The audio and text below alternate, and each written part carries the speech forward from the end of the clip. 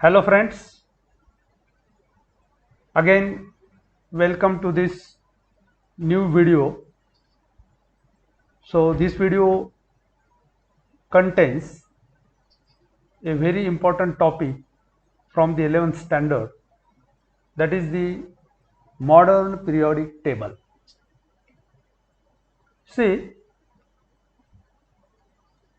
in this case, in the early 19th century, just about 30 elements were known, and the classification of these elements is broadly done into three types on the basis of their physical properties as metals, non-metals and metalloids.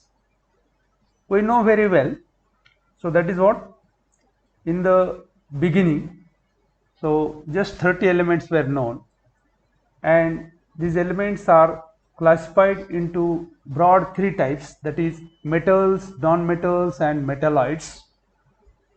For classification of increasing number of elements based on atomic mass, where Daubigny and Newland proposed the Daubigny's triad and Newland's octaves. पहा, अगदी सुरुवातीच्या काळामध्ये जेव्हा फार कमी elements आपल्याला माहित होते, तर त्यांची स्टडी करण्याकरिता सुरुवातीच्या काळामध्ये डोबेनियर ट्राइड्स आणि न्यूलँड ऑक्टेव्स, डोबेनियर आणि न्यूलँड या दोन शास्त्रज्ञांनी आपल्यासमोर मांडलेले आहेत. आता हे डोबेनियर ट्राइड्स काय आहेत? So Daubigny classified the elements into the groups of three called as triads. So we know that tri means three. So Daubigny's triads consists of what? Now see, that is Daubigny classified the elements into groups of three called triads in such a manner that the atomic mass of middle element came nearly equal to mean of masses of other two. पहा, तीन तीनचे group डोबेनियरने या ठिकाणी केलेले आहेत, आणि हे ग्रुपची arrangement करत असताना ॲटॉमिक मास या प्रॉपर्टीचा विचार त्या ठिकाणी केलेला आहे. आणि त्याला असं आढळून आलं या ठिकाणी, जर समजा आपण अणु वस्तुमानाच्या चढत्या क्रमाने जर एलिमेंट्सची मांडणी केली, तर मिडलला जो एलिमेंट येतो त्याचं जे वस्तुमान आहे, तर हे सरासरी ॲव्हरेज वस्तुमान जे आहे, now see that is, so this is found to be, हे वस्तुमान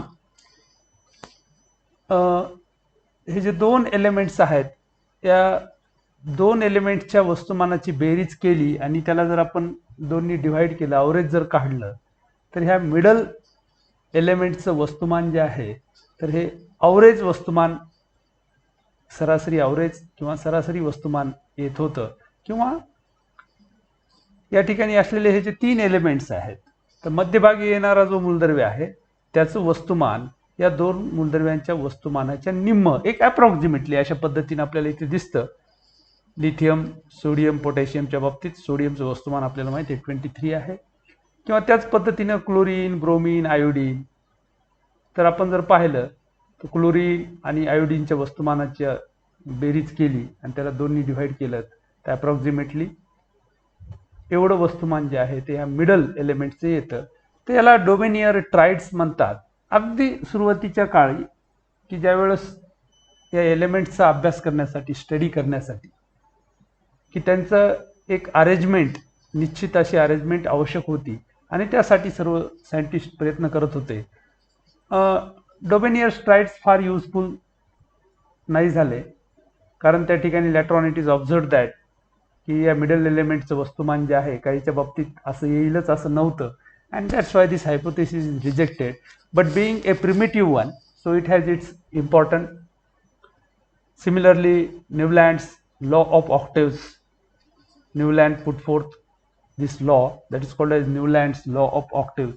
When elements are arranged in the increasing order of their atomic masses, then the properties of the every eighth element are similar to that of the first. न्यूलँडने प्रयत्न केला तर elements त्यांच्या वस्तुमानाच्या चढत्या क्रमाने त्यांची मांडणी केली तर असं आढळून येत होतं की 8वा मूलद्रव्य जे आहे त्याचे जे गुणधर्म आहेत हे पहिल्या मूलद्रव्यांसारखे आढळून येत होते. यालाच न्यूलँड्स लॉ ऑफ ऑक्टेव्स असं म्हणतात. So this is the very beginning. So such type of theories were put forth. But in this topic or in this lesson, what we have to learn? So we have to learn the modern periodic table or the long form of the periodic table, which one put forth by the scientist Dmitry Mendeleev. So that is what. So in overall this topic, we will study the modern periodic table, long form of the periodic table, in which the periodic law, Mendeleev's periodic law, then the electronic configuration. We will study the electronic configuration of the elements, then the trends in properties. So in that case, the periodic trends and electronic configuration. So the physical properties, the periodicity of the physical properties, in which atomic size, then atomic radius, ionic radius, then ionization enthalpy, electron gain enthalpy, electronegativity. So all these properties we have to study. But in this video, we will just study the modern form or long form of the periodic table and the general electronic configuration in the periods and groups. So see, the Mendeleev's periodic law, the scientist Mendeleev first of all successful to arrange the elements in the order of their increasing masses. So when the many more elements were discovered, so at the time of Mendeleev, near about 60 elements were discovered, so double than that of the first one, and that's why it is essential to arrange these elements in a definite pattern or sequence in order to study. So in order to study of these elements, the specific arrangement is essential, and that's why the various scientists were take efforts, but the Mendeleev or Dmitry Mendeleev is successful regarding to this. So with the help of the atomic masses of the elements and their properties, he tried to put forth, that is the first law, that is called as the periodic law. So see, what is the law? The physical and chemical properties of the elements are the periodic functions of their atomic masses. So this is called as the periodic law. So with the help of this periodic law, he put forth his periodic table. Now see, what is the law? So very simple statement is there. The physical and chemical properties of elements are the periodic functions of their atomic masses. पहा, भौतिकी किंवा रासायनिक गुणधर्म जे आहेत मूलद्रव्यांचे हे त्यांच्या अणुवस्तुमानांचे आवृत्तीफल असतात. म्हणजेच काय, if they are arranged in the order of their increasing masses, they shows the periodicity in their properties. Periodicity in properties की त्यांच्या गुणधर्मांमध्ये निश्चित असं काहीतरी एक साम्य किंवा इक्वॅलिटी आपल्याला पाहायला मिळते जर मूलद्रव्यांची चढत्या अणुवस्तुमानांच्या क्रमाने जर मांडणी केली तर. पहा, आता याचं जे महत्त्व आहे पिरियॉडिक टेबलचं, तर जसं आपण आता एखादी इंग्लिश डिक्शनरी यूज करतो, तर इंग्लिश डिक्शनरीचा यूज आपल्याला कधी होऊ शकतो? पहा, जर त्या ठिकाणी अल्फाबेटिकली ती जर अरेंज केलेली असेल तर एखादा शब्द आपल्याला शोधून काढण्यासाठी तिचा उपयोग होतो. आणि त्याच पद्धतीनं जर समजा एलिमेंट्स एका निश्चित असे एका सिक्वेन्स पॅटर्नमध्ये जर अरेंज केले तर आपल्याला त्यांची स्टडी करणं सोपं जातं. आणि म्हणून so the Mendeleev's periodic table or the what we call it the first form, that is the Mendeleev's periodic table. So in this case Mendeleev arranged the elements known at that time in a increasing order of their atomic masses. पहा, अणुवस्तुमान ही property गृहीत धरून अणुवस्तुमानांच्या चढत्या क्रमाने मूलद्रव्यांची मांडणी त्यांनी केलेली आहे. The serial number of an element in the increasing order of atomic mass was referred to as its atomic number. आणि मग अणुवस्तुमानाच्या चढत्या क्रमाने मांडणी केली आणि मग सिरियली त्याला जर आपण नंबर्स दिले तर सिरियली नंबर त्यांना जे येतात तर त्याला त्यांनी त्या ठिकाणी आपण ॲटॉमिक नंबर गृहीत धरलं. पहा, हा सुरुवातीचा काळ आहे की before the discovery of structure of atom किंवा ॲटॉमिक नंबर ज्यावेळेस माहीत नव्हतं, तर अशा पद्धतीने अणुवस्तुमानाच्या चढत्या क्रमाने मांडणी करून त्यांना सिरियल नंबर दिले गेले, त्याला आज आपण ॲटॉमिक नंबर म्हणतो. So the serial number of an element in the increasing order of atomic mass was referred to as its atomic number. Periodic table consists of 8 vertical columns called groups and 7 horizontal rows are called periods. आता आपल्याला माहित आहे the periodic table consists of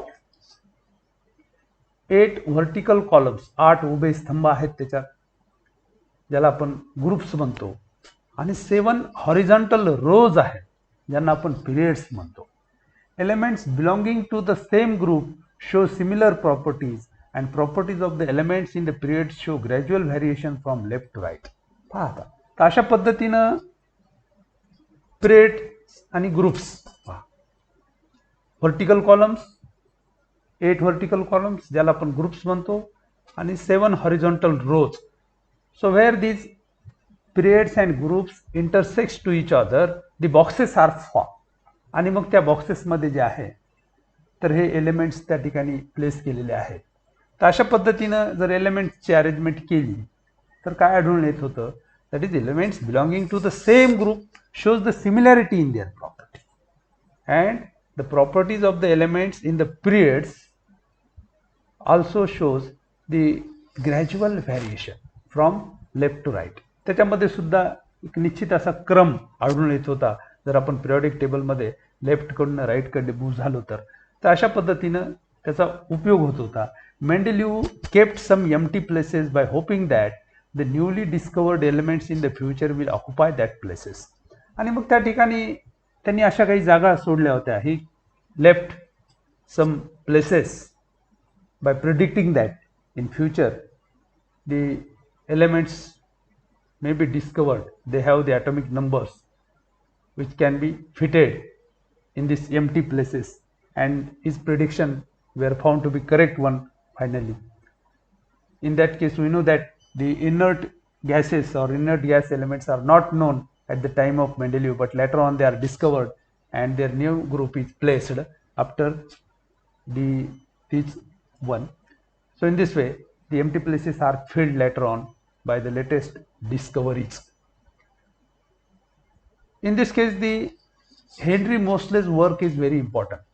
Now see, so after discovery of atomic number, so after the discovery of atomic structure, the concept of atomic number, that is we know that atomic number is nothing but the proton number or number of protons. So rather than atomic mass, atomic number was considered as more fundamental property of the atom than the atomic mass. So in this case the Henry Moseley's work is important.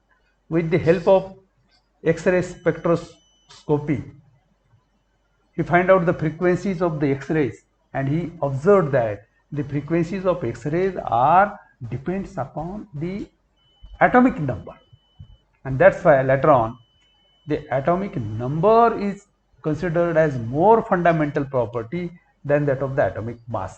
आणि मग याचा मेंडेलिव्हने उपयोग केला. As a result Mendeleev periodic law is modified, it is called as modern periodic law. पाहता आपण मेंडेलिव्हचा old law पाहिला, दोन्हीमध्ये फरक काय पहा, है ना. मोस्लेचा वर्क नंतर, मोस्लेच्या ॲटॉमिक नंबरच्या डिस्कवरी नंतर या ठिकाणी that is he tried to put forth the new periodic law that is called as the modern periodic law.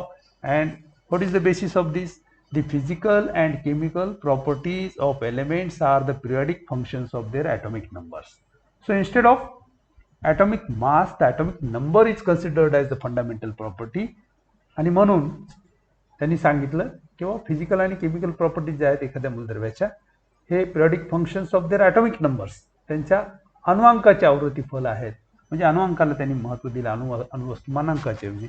आणि म्हणून Mendeleev's periodic table was revised in accordance with the modern periodic law known as the modern periodic table, also called as long form of the periodic table. So that is what the latest, the most convenient and widely accepted form of the periodic table, ज्याला आपण म्हणतो modern periodic table or the long form of the periodic table. That what we have to study in this lesson.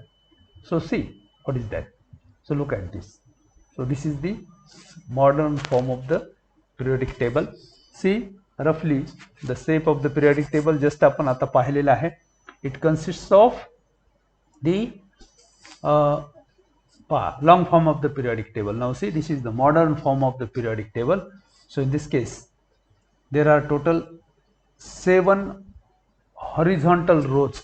अशा पद्धतीने 7 horizontal rows असेल, and they are numbered like this 1 2 3 4 5 6 7. याला आपण periods म्हणतो आहे. आणि instead of 8 groups according to the IUPAC nomenclature, there are total 18 groups. Total 18 groups are there, and these are denoted like this 1 2 3 4 5 6. So these are the vertical columns. अशा पद्धतीने. So roughly look at this with the help of the various colors. These elements are shown here. So these first two groups, these are the alkali metals. Left ला ज्यांना आपण S block elements म्हणतो. At the extreme left S block elements are there. हे दोन groups ज्यांना आपण S block elements म्हणतो ढोबळपणे पहा. Then at the extreme right, so these are the P block elements. Extreme right ला P block elements आहेत. So these are the two groups. S block elements मध्ये दोन ग्रुप आहेत. P block मध्ये पाहिलं तर आपल्याला 6 ग्रुप्स दिसतील. Total 6 groups are there. This one. Then at the middle, so these are the transition elements are called as the D block elements. आपण यांचं सर्व क्लासिफिकेशन पाहणार आहोत व्यवस्थित, आणि यांना D block elements म्हणतात. आणि this consists of 10 groups, 10 groups याच्यात येतात. and there are 2 series present at the bottom of the periodic table, ज्यांना lanthanides आणि actinoids म्हणतो आपण. 14. each series consists of 14 elements. रफली आपल्याला पाहता येईल. फर्दर पहा अल्कली मेटल्स हे दाखवलेले आहेत अशा कलर मध्ये. हे अल्कली मेटल्स फर्स्ट ग्रुप मध्ये. अल्कलाइन अर्थ मेटल्स, दिस वन अल्कलाइन अर्थ मेटल्स, यांना ट्रान्झिशन मेटल्स म्हणतात. डी ब्लॉक एलिमेंट्स आपल्याला डिटेल्स मध्ये स्टडी आहे सर्वांची. ट्रान्झिशन मेटल्स हे बेसिक मेटल्स आहेत. इथे परत पहा हे बेसिक मेटल्स आहेत. देन हे मेटॅलॉइड्स आहेत. हे मेटॅलॉइड्स आहे. जसं आपण पाहिलं की सुरुवातीला मेटल्स, नॉन मेटल्स, मेटॅलॉइड्स असं ढोबळ वर्गीकरण केलेलं होतं. हे मेटल्स आहेत इकडे, हे नॉन मेटल्स आहेत, आणि हे मध्ये जे आहे ते मेटॅलॉइड्स आहेत. थोडंसं अजून प्रिसाइज जर आपण पाहिलं, alkali metals, alkaline earth metals आहे. Then transition metals, these are the basic metals, and these are the metalloids. then non metals, हे नॉन मेटल्स आहेत, हे हॅलोजिन्स आहेत, आणि हे इनर्ट गॅस एलिमेंट्स आहे. तर अशा पद्धतीने. आणि खाली 2 सिरीज लॅन्थेनॉइड्स आणि ॲक्टिनॉइड्स. ओव्हरऑल मॉडर्न किंवा long form the periodic table ही अशा पद्धतीने आहे. याची आपल्याला इथे डिटेल स्टडी करावायची आहे, ज्याची मेंडेलिव्हने आपल्याला ही दिलेली आहे. तर अशा पद्धतीने nowadays we know that more than 118, near about 118 elements are there in the periodic table. And they are placed like this. The element, name of the elements and the symbols are given by the IUPAC nomenclature. IUPAC nomenclature ने सर्वांची नावं दिलेली आहेत, त्यांचे symbols दिलेले आहेत, आणि त्याची रचना ही अशा पद्धतीने आहे. Okay. Then see long form of the periodic table. पहा what is this. Mendeleev's periodic table is the most convenient and widely used form of the periodic table of elements today. जसं मी तुम्हाला सांगितलं. So this is the most convenient and widely used form of the periodic table. There are 7 periods, that is 1 to 7. Just आपण पाहिलं, and 18 groups 1 to 18. This numbering of periods and groups is recommended by IUPAC. आपल्याला आता हे आपल्याला माहित आहे, periodic table मध्ये 7 periods आहेत, ओव्हरऑल 18 ग्रुप्स आहेत. Total 118 elements are present in the boxes of modern periodic table. Below the main table are placed 2 series containing 14 elements each. The overall shape of the modern periodic table shows that it is divided into 4 blocks. Just आपण आता पाहिलेला आहे. 2 groups on the left form the S block, 6 groups on the right constitute P block, 10 groups in the center form D block, and the 2 series at the bottom constitute the F block. आहे ना. तर अशा पद्धतीनं depending upon their electronic configuration SPDF मध्ये त्याचं वर्गीकरण केलेलं आहे. तर आपण नेक्स्ट व्हिडिओमध्ये जे आहे तर हे क्लासिफिकेशन, यांचं इलेक्ट्रॉनिक कॉन्फिगरेशन, त्यांच्या कॅरेक्टरिस्टिक्स, SPDF ब्लॉक एलिमेंटच्या ते सविस्तर पाहणार आहोत. इथे फक्त आपल्याला long form the periodic table and then the periodic table and electronic configuration, general electronic configuration विषयी थोडंसं आपल्याला पाहायचं इथे. Electronic configuration in periods. आता जसं आपण पाहिलं की ॲटॉमिक मास नाही तर ॲटॉमिक नंबर ही प्रॉपर्टी महत्त्वाची आहे. And we know that atomic number is depends upon the electronic configuration. Atomic number is depends upon the electronic configuration. म्हणजे याचा अर्थ एलिमेंट शोज द पिरियडिसिटी आहे ना, त्यांच्यामध्ये एक निश्चित असा क्रम, पिरियडिसिटी आपल्याला दिसते आणि it depends upon the electronic configuration. We know there are total 7 periods in periodic table, that is 1 to 7. On inspection of the electronic configuration of elements, look at this. On inspection of the electronic configuration of elements in the various periods, we understand that the period number is same as the principal quantum number n of the outermost or valence shell of the element. पहा, what's its meaning? आपण जर observe केलं तर आपल्याला लक्षात येतं, configuration is the electronic configuration of elements in the various periods. We understand that the period number is same as the principal quantum number n of the outermost or valence shell of the elements. What is that? Look at this. Periodic table मध्ये पहा, आपल्याला periodic table पाहिल्यावर लक्षात येईल. पहा, the period number, this period number is found to be same as that of the principal quantum number. आपल्याला माहिती आहे principal quantum number that indicates the shell. So according to the above principle, Pauli's exclusion principle, Hund's rule of maximum multiplicity, we have already studied in atomic structure. That is the electronic configuration can be governed by these principles. त्याची मदत घेऊन आपण electronic configuration करतो. आणि मग या ठिकाणी periodic number जो आहे, periodic number is found to be same as that of the principal quantum number in case of the periods. आता हा पिरियड आहे, पहिला पिरियड लक्षात घ्या, हायड्रोजन हिलियम. हायड्रोजनचा पहा periodic table, period number 1, period number ज्याला आपण म्हणूयात 1 आहे, पहिला पिरियड आहे हा. ओके. आणि आता याचं इलेक्ट्रॉनिक कॉन्फिगरेशन आपल्याला हायड्रोजनचं माहिती आहे 1s1 किंवा हेलियमचं 1s2 आहे, 1s2.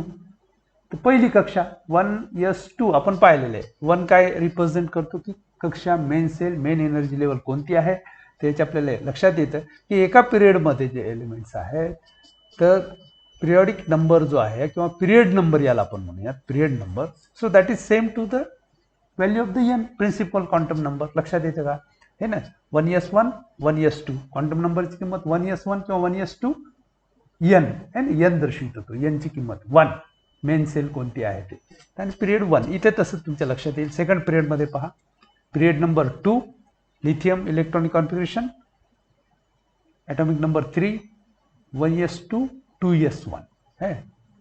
व्हॅलन्स सेल कोणती आहे, दुसरी, व्हॅलन्स सेल कोणती आहे, दुसरी, मेन एनर्जी लेवल 2 है ना, पिरियड नंबर 2 आणि यांची किंमत काय 2, व्हॅलन्स सेल इथे तसंच लक्षात येईल 1s2 2s2 है.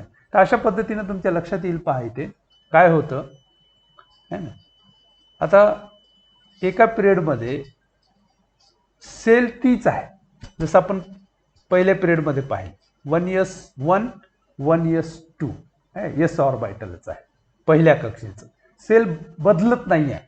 So incoming electron enters into the same shell. Okay, आता इथे तसंच पहा 1s2 2s1 2s1 है. मेन एनर्जी लेवल दुसरी इथे 1s2 2s2 main energy level दुसरीच. हा पहा पुढचा एलिमेंट या पिरियड मधला 5 1s2 2s2 2p1. तर अशा पद्धतीनं incoming electron that is what, जसं आपण लेफ्ट कडनं राईट कडनं मूव्ह होऊ तर इलेक्ट्रॉनिक कॉन्फिगरेशन कशा पद्धतीने चेंज होत चालले आपण ते पाहायला पाहिजे सुरुवातीला. तर कसं व्हायलंय, मेन एनर्जी लेवल तीच आहे, येणारा इलेक्ट्रॉन त्याच सेलमध्ये एंट्री करतोय है, एक एक electron that is atomic number changes by 1 or in this case 1 electron is added है. जसं आपण मूव्ह करू लेफ्ट टू राईट है ना, एक इलेक्ट्रॉन ऍड होत जातो आणि तो त्याच सेलमध्ये जातो. अशा पद्धतीनं मग या ठिकाणी आपल्या लक्षात येईल की शेवटी ऍट द एंड या सेलची कॅपॅसिटी पूर्ण होते. जसं आता या ठिकाणी 1s2 2s2 2p6 2p6. अशा पद्धतीने शेवटच्या कक्षेत टोटल 8 इलेक्ट्रॉन्स येतात. पहा तुमच्या लक्षात येतं का, नियॉनच्या बाबतीत आपल्याला पाहता येते की हा शेवटचा एलिमेंट आहे 1s2 2s2 2p6 आहे. असे शेवटची कक्षा जी आहे 2s2 2p6 व्हॅलन्स सेल ज्याला म्हणतो आपण, आउटर मोस्ट सेल, त्याच्यात 8 इलेक्ट्रॉन्स येतात. अशा पद्धतीनं मेन एनर्जी लेवल तीच राहते. पिरियडच्या बाबतीत आपण जर मूव्ह केलं लेफ्ट टू राईट त्याच सेलमध्ये त्याच कक्षेमध्ये येणारा इलेक्ट्रॉन ऍड होतो आणि त्याचा परिणाम असा होतो at the end. So will get the very stable that is noble electronic configuration due to the completion of the octet. Octet आपल्याला माहिती आहे, त्याचं ऑक्टेट कम्प्लीट होतं. शेवटच्या कक्षेत 8 इलेक्ट्रॉन येतात except than that of the helium. हेलियमच्या बाबतीत डुप्लेट या ठिकाणी येतं. वी नो दॅट डुप्लेट 2च इलेक्ट्रॉन शेवटच्या कक्षेत येतात. बाकी आपण जर पाहिलं तर 8 इलेक्ट्रॉन्स येतात. तर अशा पद्धतीने मग इथे तिसरी कक्षा that is period is same to that of the principal quantum number n value. इथे तिसरा. ओके, परत या ठिकाणी त्याच पद्धतीने इलेक्ट्रॉन्स सेल तीच राहते, इलेक्ट्रॉन्स ऍड होत जातात. लास्ट एंडचा एलिमेंट जो आहे तो ऑक्टेट कंप्लीट करतो, ज्याला आपण इनर्ट गॅस म्हणतो. अशा पद्धतीनं जर आपण पाहिलं पहिल्या पिरियडमध्ये फक्त 2 एलिमेंट्स आहेत या ठिकाणी आहे. दुसऱ्या पिरियडमध्ये पाहिलं तर आपण 8, तिसऱ्यामध्ये 8, या पद्धतीनं चौथा, पाचवा 18 18, 6वा 7वा 32 32 एलिमेंट्स येतात.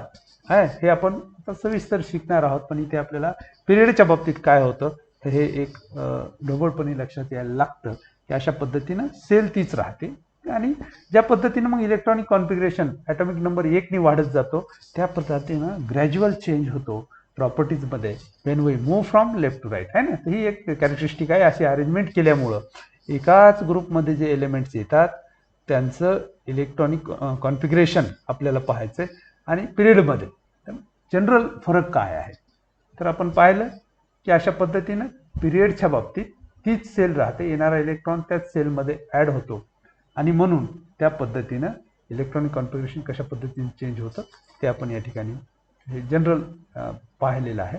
ओके, देन सी पुढं पहा पिरियडिक टेबल आणि इलेक्ट्रॉनिक जे आता आपण जस्ट पाहिले इलेक्ट्रॉनिक कॉन्फिगरेशन इन पिरियड्समध्ये काय होतं ते. ओके, पहा we know that there are total 7 periods in period. On inspection of the electronic configuration various periods we understand that the period number is same as the principal quantum number. ही गोष्ट आपण समजावून घेतली. इथे तेच example दिले. First period contains 2 element hydrogen. आता हे आपल्याला कळायला सोपं जातं. 1s1 and helium है ना 1s2. Thus when we move left to right along a period atomic number increases by 1 and 1 electron added to outermost cell which forms neutral atom of the next element. Okay, the first period ends at helium because he has complete duplet and त्याच्यानंतर the second period begins with lithium आपण आताच पाहिलेले and ends with neon. electronic configuration दाखवले इथे with 8 electrons in the outermost cell complete octet. the second cell has electron capacity of 8 ते सुद्धा आपण पाहिलेलं आहे. Okay, then electronic configuration in groups. Now see. पहा लास्ट आस्पेक्ट एक general आपल्याला पाहायचंय. A new shell is added down a group. पहा ग्रुपच्या बाबतीत काय होतात, when we move from top to bottom in a group, a new shell is added down a group.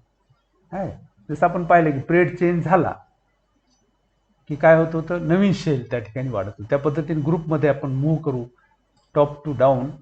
What happens, a new shell is added down a group. The general outer electron configuration therefore is expected to be the same down any particular group.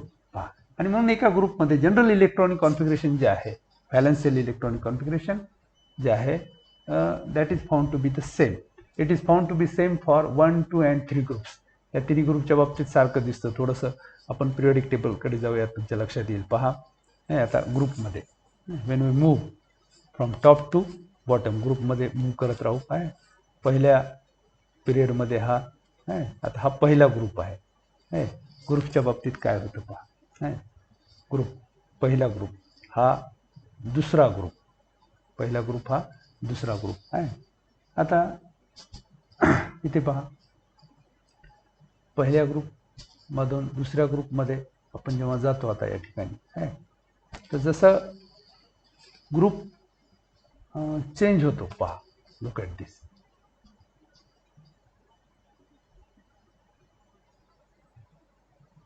पहा a new shell is added down a group. जसं आपण ग्रुपमध्ये खाली खाली जातो ग्रुपमध्ये, तर नवीन sale त्या ठिकाणी ॲड होते. आता हे it is found to be same for 1, 2 and 3 साठी आपण पाहूयात. पहा हायड्रोजन पहिली कक्षा होती 1s1. लिथियमकडे गेलो आपण 1s2, 2s1 दुसरी सेल ॲड झाली. इथे सोडियमकडे तिसरी सेल आहे. तर आता ग्रुपमध्ये जेव्हा आपण खाली खाली खाली जातो, जसं पिरियडच्या बाबतीत पाहिलं आपण की सेल बदलत नव्हती. व्हॅलन्स सेल आउटरमोस्ट सेल तीच राहत होती, तिच्यात इलेक्ट्रॉन ॲड होत होता. खाली जात असताना आपल्या लक्षात येतं की काय होतं, सेल बदलत जाते. येणारा इलेक्ट्रॉन जो आहे हा नवीन कक्षेमध्ये जातो. आता त्या अनुषंगाने मग आपण जर पाहिलं तर outermost shell valence shell electronic configuration found to be same. आपल्याला त्या पद्धतीने जनरल इलेक्ट्रॉनिक कॉन्फिगरेशन जे आहे, जसं आता इथे काय असेल पहा 1s1 ज्याला आपण NS1 म्हणू शकतो, याला NS1 पहा NS1 कळतं का? लक्षात द्या थोडं. Hydrogen atomic number 1 electronic configuration 1s1. याचं काय 1s2, 2s1. तर आपण ॲटॉमिक नंबर या ठिकाणी एन जो आहे सेल नंबर दाखवतो आपल्याला. एन जर कॉन्स्टंट पाहिला पण एन बदलेली, तर एनची किंमत जी बदलत जाईल है ना. इथं 1 असेल, इथे 2 असेल, परंतु जनरल इलेक्ट्रॉनिक कॉन्फिगरेशन म्हणून आपल्याला NS1 आणि याचं NS1 किंवा अशा पद्धतीने आपल्याला 3च्या बाबतीत आपल्या लक्षात येईल. 1, 2, 3च्या बाबतीत जनरल इलेक्ट्रॉनिक कॉन्फिगरेशन काय आहे याचं पहा NS1. पहा जनरल इलेक्ट्रॉनिक कॉन्फिगरेशन तुमच्या लक्षात येतं का? NS1 the value of n is changes है ना. सबसेल तीच आहे. येस, व्हॅल्यू ऑफ एनची इथे 1, इथे 2, इथे 3. त्याच्यानंतर इकडे थोडं त्या प्रमाणात थोडाफार चेंजेस होतात. हे टेबलमध्ये दाखवलेलं आहे. तर आपल्याला एक ढोबळपणे पाहायचं आहे इथे जनरल इलेक्ट्रॉनिक कॉन्फिगरेशन पाहायचे की काय बदल होतात आहे. त्याच्यानंतर आपण पाहायचं ग्रुप्समध्ये. In the groups 13 to 18, the appropriate inner D and F subcells are completely filled and general outer electronic configuration is same. The group 13 to 18. आता थोडंसं याला आपण D block, F block elements म्हणतो. यांची आपल्याला डिटेल्समध्ये स्टडी करायची आहे की जसं 1 to 3च्या बाबतीत आपण पाहिलं त्यांचं जनरल इलेक्ट्रॉनिक कॉन्फिगरेशन, तसं इन द ग्रुप 13 to 18 जे पी ब्लॉकमध्ये येतात, inner d and subshells f subshells are completely filled and general outer electron configuration is same. The group 13 to 18. पहा d orbital valence shell outermost सेलचं d orbital भरलं जातं d block एलिमेंट्समध्ये. इथे incoming electron जो आहे हा d ऑर्बिटलमध्ये जातो. पहा आउटरमोस्ट सेलच्या d ऑर्बिटलमध्ये जातो. आपण हे सविस्तर स्टडी करणार आहोत. एफ ब्लॉकमध्ये एफ ऑर्बिटलमध्ये जातो. त्याच अनुषंगाने त्यांची नावं दिलेली आहेत आणि यांचं सुद्धा general electronic configuration found to be same. पहा then for in first group let us consider lithium Z=3. Valence cell electron configuration is 2s1 and sodium Z11 electron configuration is 3s1 है, हाँ है. Therefore general outer electron configuration is ns1 जे आपण just पाहिलेलं आहे. For second group B Z is equal to for valence electron configuration 2s2 and magnesium electron configuration 3s2 याला ns2 आपण म्हणू शकतो. ns2 असं जनरल इलेक्ट्रॉन कॉन्फिगरेशन जे की हे टेबलमध्ये दाखवलेलं आहे. पहा तुमच्या लक्षात येईल. ग्रुप फर्स्ट साठी ns1 है, ग्रुप 2 ns2 लाईक दिस, ns1 ns2 है. इथे एक्झाम्पल्स दिलेले आहेत. जसं पहा ग्रुप फर्स्ट मध्ये 2s1 लिथियम 1s2 2s1 सोडियमचं त्या पद्धतीनं. तर valence shell outermost shell मध्ये जे आपल्याला आहे तर त्याचं जनरल इलेक्ट्रॉन कॉन्फिगरेशन ns1 म्हणता येतं. इथे ns2 कसं ns2 पहा सेकंड ग्रुपमध्ये ns2 आहे, 2s2 3s2. तसं ग्रुप थर्डमध्ये हे पहा n-1 म्हणजे पेनल्टिमेट सेलच्या डी ऑर्बिटलमध्ये इलेक्ट्रॉन एंट्री करतो. आपण हे पुढे पाहणार आहोत है ना, शेवटच्या कक्षेतलं डी ऑर्बिटल. त्या पद्धतीने हे दाखवलेले या ठिकाणी एक्झाम्पल्स दिलेले. So I think so we'll stop here. So we will again meet in the next video based on this topic. So till then, bye. So don't forget to like, subscribe the channel, watch the complete video. Okay, stop it. Thank you.